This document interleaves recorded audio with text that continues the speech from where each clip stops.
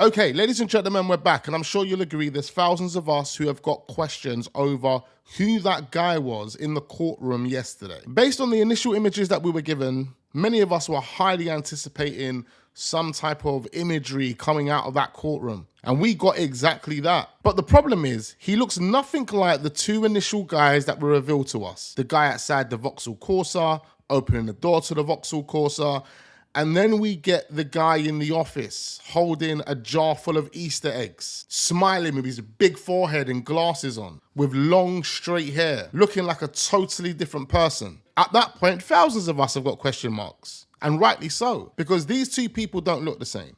Now you have to question at this point, are any of those two people Joshua Kerry? See, no official authority has actually come out and said, yep, that's Joshua Kerry. See, the only thing we've linked in the initial photo is the red car.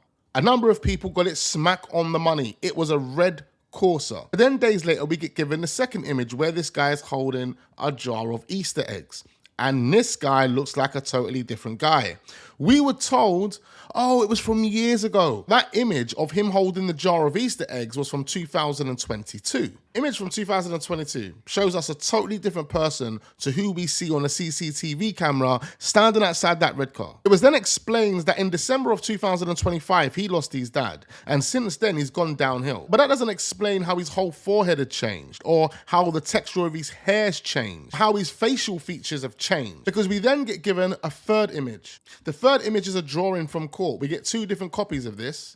Two different artists who drew the alleged Joshua Kerry whilst he was sitting in a dock. Look at the drawings, they look different from each other. And many people have question marks surrounding both of these images. Definitely doesn't look like the guy from the CCTV footage. The CCTV footage that was taken from a house a couple of doors down from the day where Joshua Kerry went and committed this heinous act. You have to tell me how in a space of 2 weeks, he's gone from looking like this to looking like this.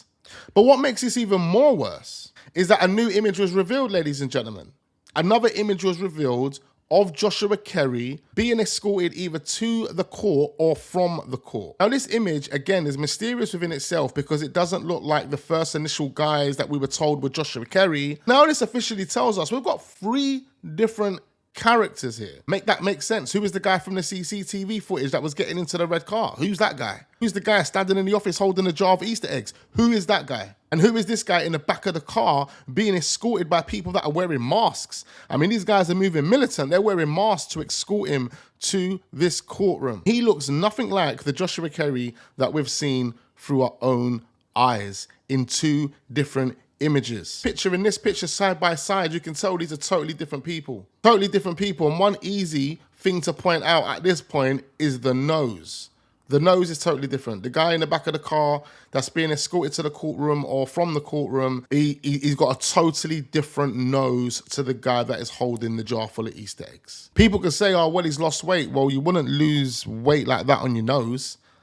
It's a totally different nose. And we can even say at this point, it's not even the same person from the CCTV footage that we see at the passenger side of the door of the red car. Question marks, question marks, question marks, ladies and gentlemen. There are parts of this image that kind of resemble the guy that is holding the jar of Easter eggs. This isn't the image that we saw yesterday. This is the image that was drew by a different artist. But why does the image look so different? When you look at the initial image that we reacted to yesterday in yesterday's video, that was the one that was published by mainstream media. It looked like a totally different person to even this person. The way the beard's been drawn here and the way other elements of this drawing looks, it does look like it could resemble the guy holding the jar. But then you have to ask yourself, well, why didn't the other artists get the drawing bang on like you did? Because your drawing would look bang on. Like this drawing right here, if anything, does look so much more closer looking to the guy holding the jar. But how did we not see that? And how did the other artists not see that?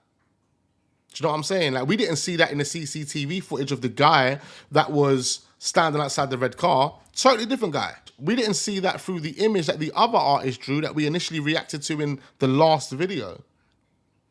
But somehow this other artist that's there is able to draw an image that has a similar resemblance to the guy that is holding the jar, the guy that everyone's questioning, the guy that everyone is questioning. The picture that you drew kind of resembles that guy.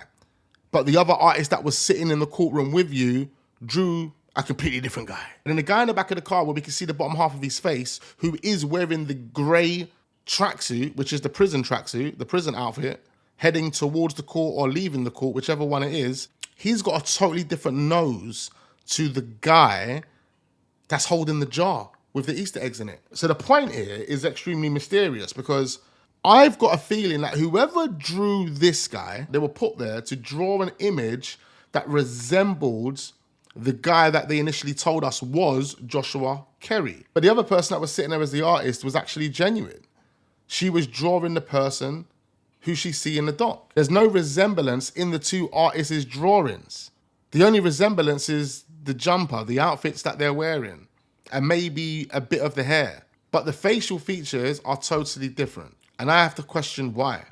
I have to question why. And the guy that they've drew looks more like the guy that we see in the back of the car that's being driven to the court or from the court. The guy who, in my opinion, can't be the guy holding the Easter egg jar, because they have a totally different nose and jaw structure. You can see it regardless if this guy's got a beard or not. You can see the jaw structure. I don't care how much weight this guy has lost. Your nose doesn't change shape. I can finally say this is definitive, and I prove it, and I guarantee you this is the suspect. Joshua. This is him. Telling me that the other artist that sat there and drew this guy purposely drew him to look like the guy holding the Easter egg jar. Whoever that person was literally was told to do that. And remember, it wasn't the authorities that have shown us these pictures. It's the media.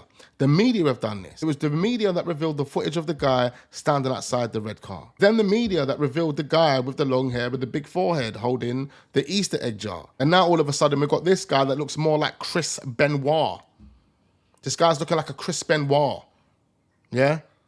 Even with a more sharper nose than Chris Benoit. What are we talking about? And then you have to ask yourself, well, who the hell was that guy standing outside the red car? Was that some random neighbor that doesn't even know he's on the internet being labeled as Joshua Kerry? All because of the media? Or was he Joshua's boy? Did they live together?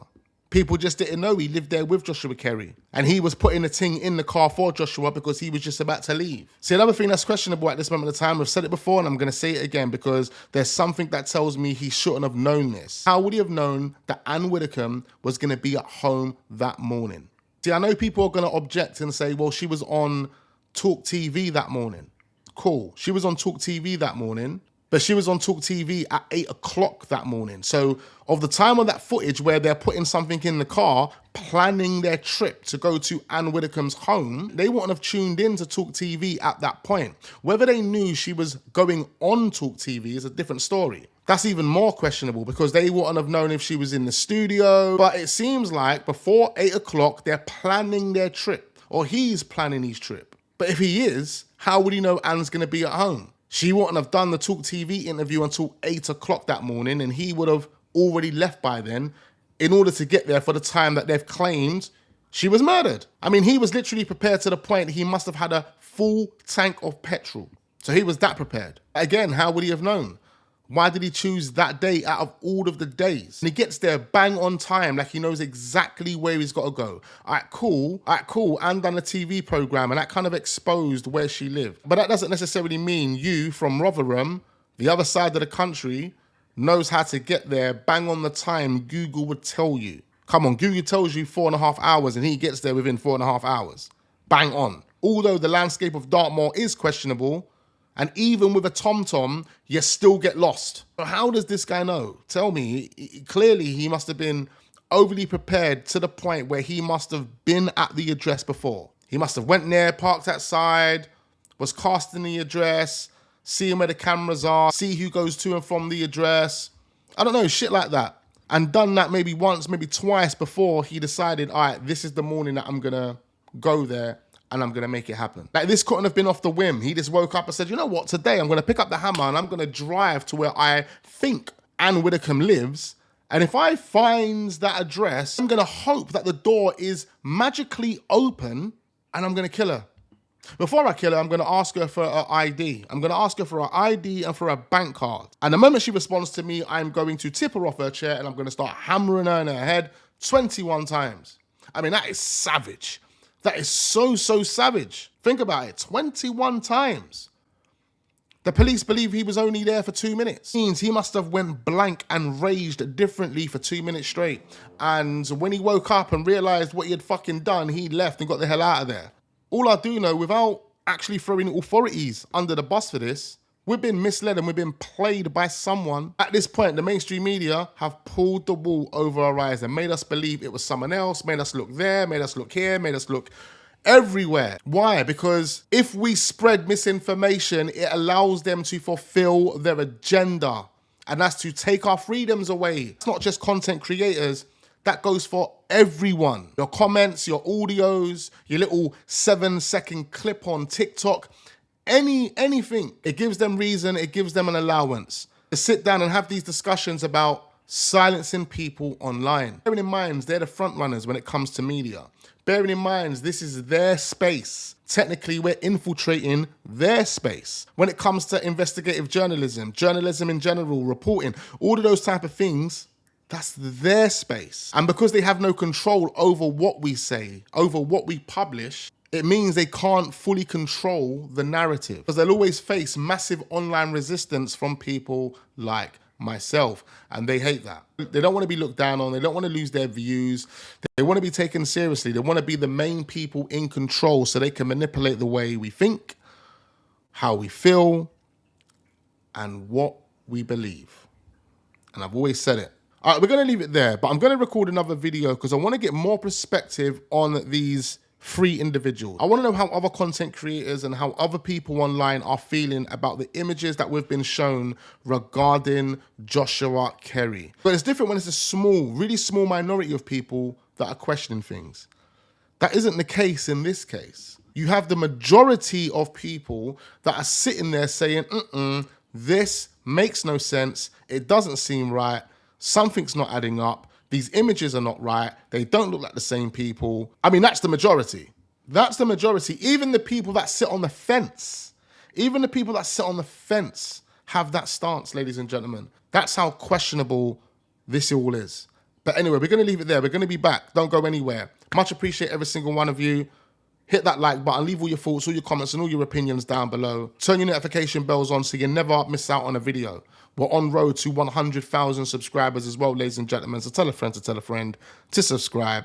And I look forward to seeing you lot on the next one.